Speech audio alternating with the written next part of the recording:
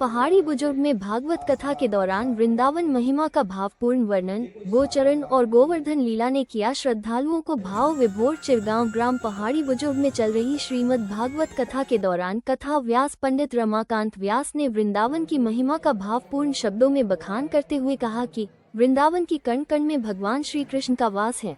उन्होंने कहा कि वृंदावन केवल एक स्थान नहीं बल्कि भक्ति, प्रेम और त्याग की जीवंत भूमि है, जहां आज भी श्री कृष्ण की दिव्य लीलाओं की अनुभूति होती है। कथा के दौरान पंडित रमाकांत व्यास ने भगवान श्री कृष्ण की गोचरण लीला का मार्मिक वर्णन करते हुए बताया कि कृष्ण का गायों को चराना केवल एक लीला नहीं बल्कि सेवा भाव, करुणा और प्रकृति संरक्षण का संदेश देता है। उन्होंने नागमन, ब्रज की रक्षा और प्रेम भक्ति से जुड़ी अनेक प्रेरक लीलाओं का भी विस्तार से वर्णन किया। गोवर्धन लीला प्रसंग में कथा व्यास ने कहा कि भगवान श्री कृष्ण ने गोवर्धन पर्वत उठाकर इंद्र के अहंकार का नाश किया और ब्रजवासियों की रक्षा की। ये लीला हमें सिखाती है कि सच्ची शक्ति अहंकार में नहीं बल्कि विनम्रता और ईश्वर भक्ति में होती है।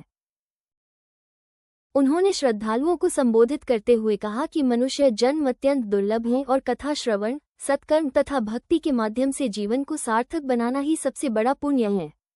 कथा के दौरान उपस्थित श्रद्धालुओं को पंडित रमाकांत व्यास ने आशीर्वाद प्रदान किया।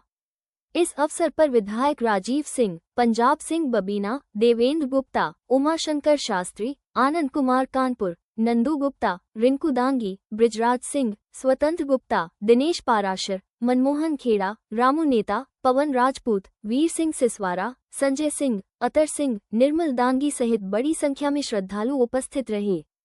कार्यक्रम में गुलाब सिंह दांगी द्वारा अतिथियों का पुष्पमालाओं से स्वागत किया गया। रात्रि में आयोजित भजन संध्या ने वातावरण को भक्तिरस से सराबोर कर दिया, जहां श्रद्धालुओं ने देर रात तक भजनों का आनंद लिया।